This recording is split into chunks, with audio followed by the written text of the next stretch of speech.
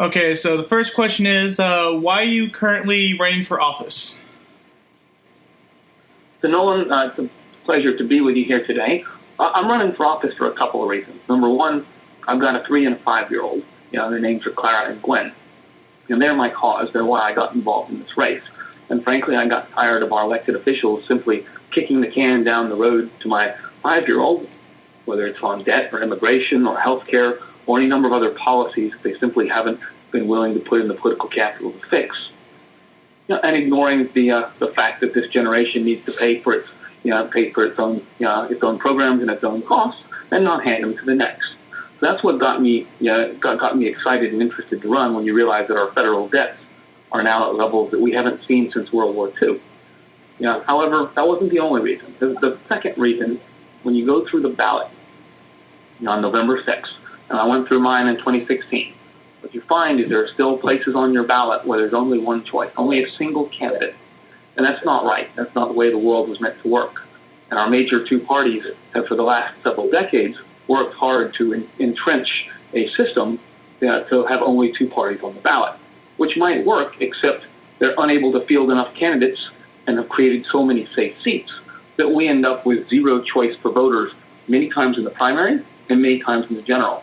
In this election, in 2018, 1 out of 4 federal and state seats in Texas, 1 out of 4 races only have one candidate. If it weren't for the Libertarian Party, that number would be 1 out of 3. So we're here to make a difference for the voters and give them an opportunity to help change the world. All right.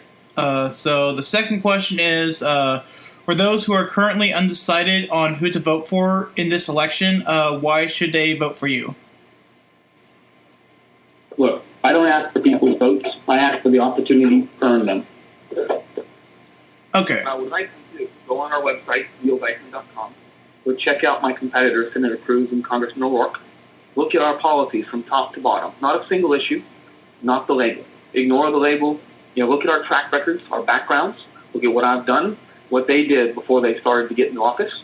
And then ask yourself, on that stack rank of our policies, head to head, do you have more common ground with me, or do you have more common ground with my competitors?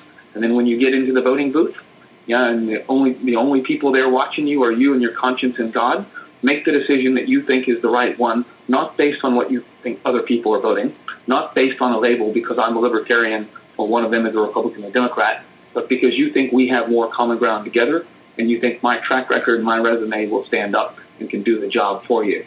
And 6 years from now, if I haven't done the job you think I should, then you go back in that voting booth and you send me home, just like I'm asking you to do to them today. Okay. And third question, what are your goals if you are elected into office? So I think that's a great question, and I've been asked it a number of ways. I've been asked by some people, hey, if you're the only Libertarian in office, will you be able to get anything done? Well, the real answer is yes, because in a polarized, divided world, the guy in the center, the woman in the center, they have all the leverage. And that's true of the voters, who my voters, I believe, in this cycle will probably determine the outcome of the race, one way or the other. If I don't win, my voters are probably going to be bigger than the margin of victory, and so Libertarians will choose who's in the U.S. Senate, depending on how you guys, we all choose to vote, right? Mm-hmm. So when you get into the U.S. Senate, just like when you walk in that voting booth, the opportunity here is to build relationships on all parts of the aisle.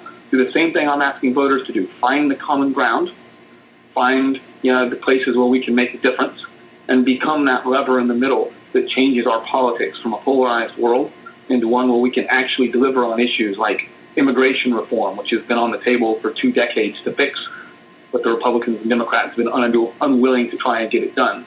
The federal debt, where we're now sitting at levels not seen since World War II, with $340,000 in total federal liability when you add up the federal debt and all of the Medicare and Social Security unfunded liabilities that we owe to our seniors, $340,000 per American family. Healthcare reform, where in 2018 your healthcare insurance is still tied to your job based on a bad 1940s tax deal.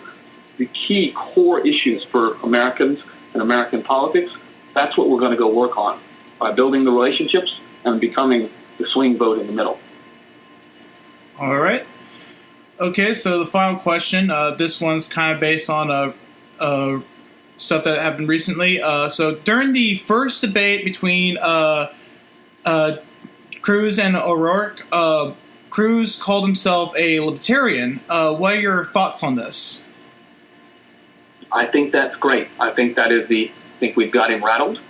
Yeah, I think I've met with his campaign. They know who I am and they know what I'm trying to do.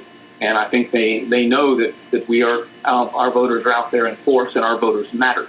This is literally the first time in modern electoral history that a major party candidate has stood up on national television and called himself by the name of another party because he thinks he needs our votes.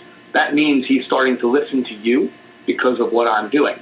And I want you to give us an opportunity to help continue that. The role of third parties for 200 years in American politics has been to make the main parties listening.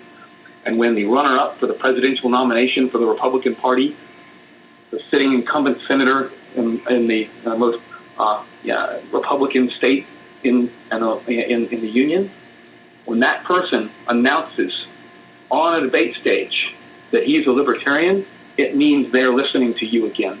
Our campaign is working. Let's keep doing it.